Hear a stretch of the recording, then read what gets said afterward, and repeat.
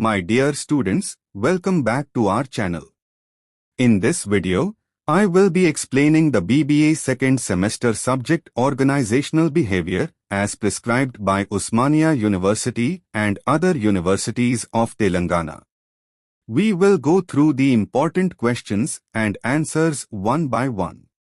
Let's begin with a quick revision. Unit 5 first important short question is: what do you mean by organizational culture? Organizational culture means the shared values, beliefs, and habits that people in a company or organization follow.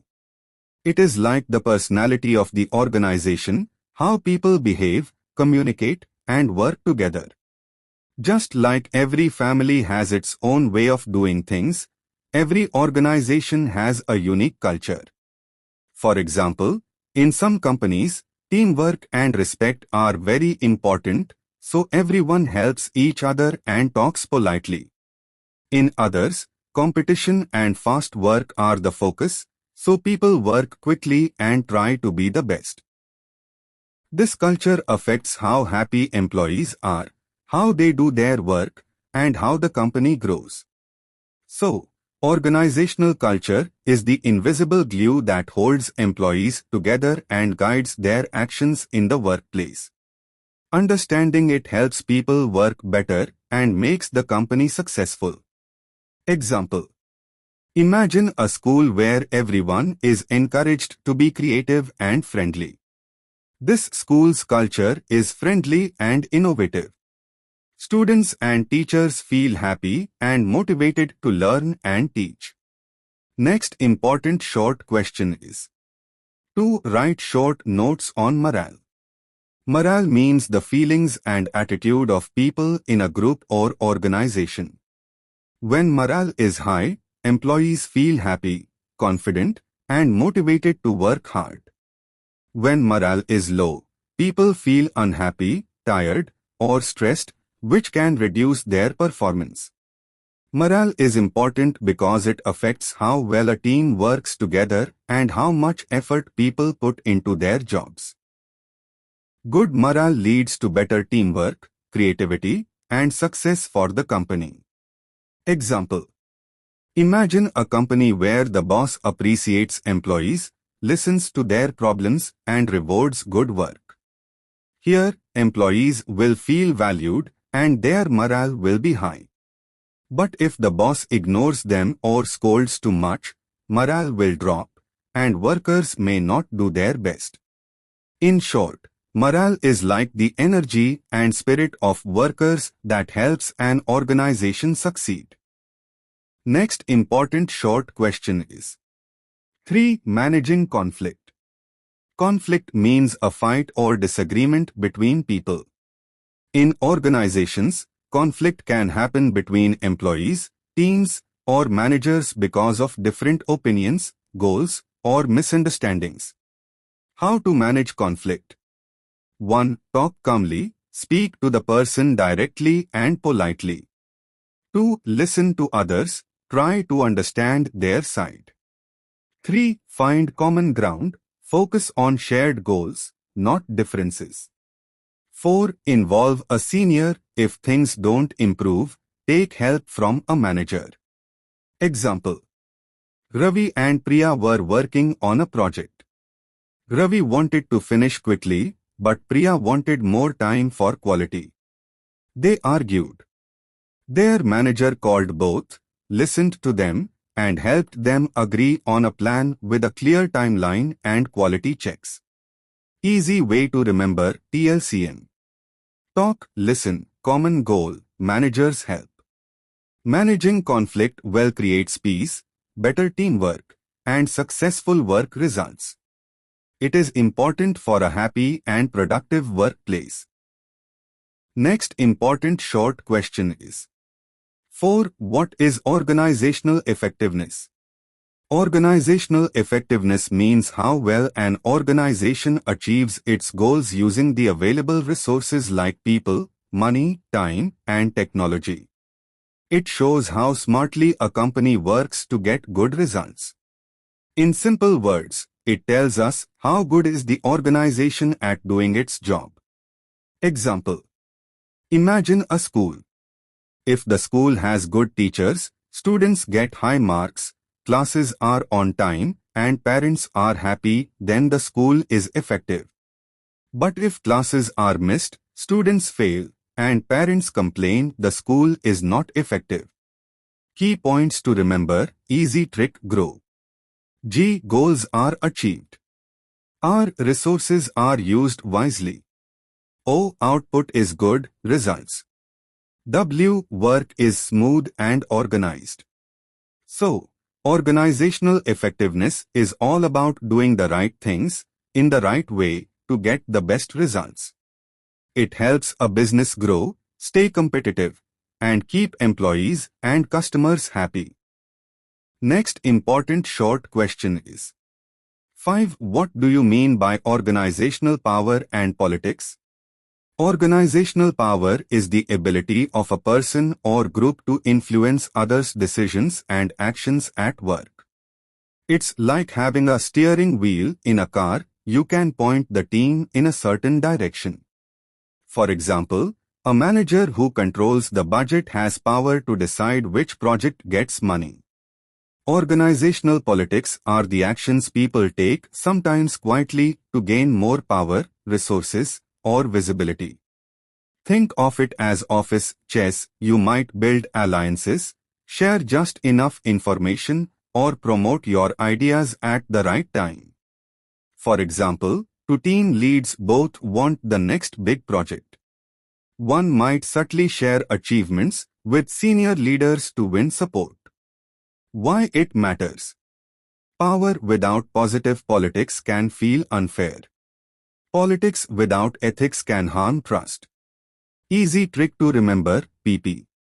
Power is equal to position to influence, like driving. Politics is equal to playing games fairly or unfairly. To win support. Together, they shape who leads, how work gets done, and how happy people feel at work. Next unit, 5. Long questions. First important long question is: distinguish between organizational culture and organizational climate. Organizational culture versus organizational climate, a simple comparison. Understanding the difference between organizational culture and organizational climate is crucial for grasping how workplaces function and how employees perceive their environment. Organizational culture, the deep-rooted identity. Organizational culture refers to the shared values, beliefs, and norms that shape the behavior and practices within an organization. It's like the personality of the organization, developed over time and deeply embedded in its operations. Key characteristics: long-term and deep-rooted. Influences decision-making and behavior. Passed down through stories, rituals, and traditions. Example, in a company like Tata Group, the culture emphasizes ethical business practices, respect for employees, and community involvement. These values influence how employees interact with each other and with customers, creating a cohesive and consistent organizational identity. Organizational climate, the immediate atmosphere. Organizational climate refers to the current mood or atmosphere within the workplace, shaped by employees' perceptions of their environment. It's more about how employees feel on a day-to-day basis and can change more rapidly than culture. Key characteristics: short-term and changeable. Influences employee satisfaction and motivation. Affected by leadership, policies, and interpersonal relationships. Example, in a startup like Zomato, the climate might be dynamic and energetic, with open communication and a focus on innovation. Employees might feel excited and motivated, reflecting a positive organizational climate. Interplay between culture and climate. While culture provides the foundational values and beliefs, climate reflects the current emotional and psychological state of the workplace. A positive climate can enhance the existing culture, leading to improved employee performance and satisfaction. Conversely, a negative climate can undermine even the strongest culture. In summary, culture, the deep-rooted identity and values of the organization. Climate, the current mood and atmosphere experienced by employees. Both play vital roles in shaping the overall work experience and success of an organization. Next important long question is: 2 factors influencing organizational culture. Organizational culture means how things are done in a company. It includes the values, beliefs, and behaviors of the people working in an organization. Culture affects how employees behave, work together, and handle situations. Let's understand the main factors that influence organizational culture in a simple way. 1. Leadership style. The way leaders behave has a big impact. If a boss is strict and controlling, the culture may become fearful. If a boss is friendly and supports team members, the culture becomes open and positive. Example, in Infosys, leaders encourage innovation and respect. This helps create a culture of learning and growth. 2. Company values and mission. What the company stands for shapes the culture. Values like honesty, teamwork, or customer satisfaction guide employee behavior. Example, Tata Group believes in ethics and social responsibility. So, employees also follow these values. 3. Work environment. The physical and social work environment affects culture. A clean, open, and respectful workplace creates a positive culture. Example, in Google's offices, the fun and relaxed environment makes employees feel happy and creative. 4. Rules and policies. Company rules also shape culture. Strict rules can lead to a formal culture, while flexible policies support a more relaxed atmosphere. Example, startups usually have flexible work timings, which create a culture of trust and freedom. 5. Employee behavior. How employees interact with each other also influences culture. Helpful, polite, and team-focused workers create a healthy environment. Example, in Wipro, teamwork and mutual respect are encouraged, so employees support each other. 6. History and traditions. The company's background and past experiences create a base for its culture. Long-established firms may have traditional values, while new companies may be more modern. Easy trick to remember, use the word LWHRH. L. Leadership. W. Work environment. E. Employee behavior. H. History. R. Rules and policies. H. Company heart, values and mission. Conclusion. Organizational culture is shaped by many factors. A good culture leads to happy employees and better performance. It's like the soul of the company. If the soul is good, the body, company, works well. Next important long question is: 3. Types of morale. Morale means the feelings, confidence, and enthusiasm of employees at work. It shows how happy and motivated people are in an organization. Morale affects how well employees work and how they behave with others. There are mainly 3 types of morale in an organization. 1. High morale. What is it? When employees feel happy, confident, and proud of their work and workplace. They are motivated and enjoy working together. Example. Imagine a team in a company that gets rewards and praise for their hard work. Everyone feels respected, trusts their boss, and helps each other. Because of this, they work well, meet targets, and are loyal to the company. Why it's good? High morale means employees are productive, creative, and have fewer absences. They solve problems quickly and stay with the company longer. 2. Low morale. What is it?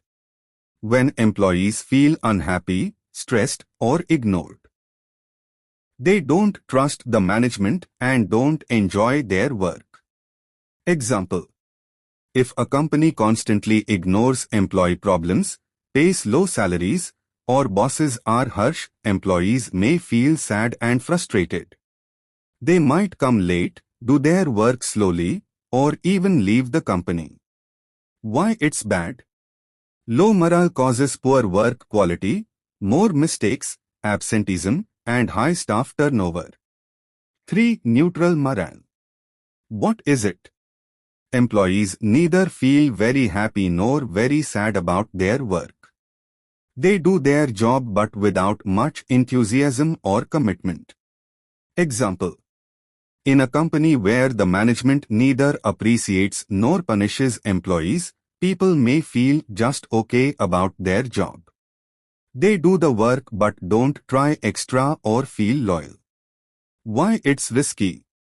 Neutral morale can easily become low morale if management doesn't improve the work environment. Summary table. Type of morale: feeling and behavior. Example: situation, result. High morale: happy, motivated employees, rewarded and respected, high productivity and loyalty. Low morale: unhappy, stressed, ignored, and poorly paid, low productivity and absenteeism. Neutral morale: neither happy nor sad, indifferent workplace, risk of becoming low morale. Remember, good leaders always work to keep high morale by encouraging employees, solving problems, and creating a happy workplace. That way, everyone grows and succeeds together. Next important long question is: 4. Write briefly about indicators of organizational effectiveness. What are indicators of organizational effectiveness? Indicators are signs or measures that show how well an organization is doing its job and achieving its goals. 1. Productivity. What it means: how much work is done in a given time. Example: a garment factory produces 1000 shirts per day instead of 800. That extra output shows higher productivity. Why it matters: more output with the same resources means the company is efficient. 2. Quality of products or services. What it means: how well the product or service meets customer expectations. Example: a software firm fixes bugs quickly and releases stable apps. Happy users keep coming back. Why it matters: high quality builds a good reputation and repeat business. 3. Profitability. What it means: the amount of profit earned compared to costs. Example: a Mumbai bakery spends 50,000 rupees on ingredients and staff but earns 80,000 rupees in sales. The 30,000 rupee left over is its profit. Why it matters: profit shows the organization can survive and invest in growth. 4. Employee satisfaction. What it means: how happy and motivated the employees are. Example: a tech startup holds monthly fun days, and staff turnover drops from 15% to 5%. Why it matters: satisfied employees work better, stay longer, and serve customers well. 5. Customer satisfaction. What it means: how happy customers are with products or services. Example: a restaurant in Delhi sends out quick feedback forms, 90% rate their meal excellent. Why it matters: satisfied customers buy again and recommend the brand to friends. 6. Adaptability. What it means: ability to change quickly in response to new trends or challenges. Example: during a power outage, a school switches to online classes within 24 hours. Why it matters: being adaptable helps an organization survive unexpected events. Quick recall table. Indicator: what it shows. Real-life example. Productivity output per time or resource: factory makes 1000 shirts day. Quality meeting customer standards: stable, bug-free software releases. Profitability: profit after costs, bakery earns 30,000 rupee profit. Employee satisfaction: staff happiness and motivation, startups fun days, lower turnover. Customer satisfaction: customer happiness and loyalty 90%, diners rate restaurant excellent. Adaptability: speed of response to change, school moves to online classes in one day. Remember, a truly effective organization balances all these indicators: high output, great quality, good profits, happy employees, loyal customers, and the flexibility to adapt.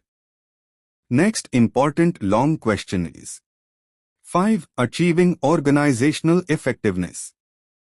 What does achieving organizational effectiveness mean? It means making an organization reach its goals smoothly by using resources wisely, keeping people happy, and adapting to change. 1. Set clear goals. Why? Everyone knows what they're working toward. Example: a Delhi-based NGO decides to educate 1000 children in a year. All teachers focus on lesson plans and attendance to reach that number. 2. Align structure and resources. Why? The right people and tools in the right places make work flow.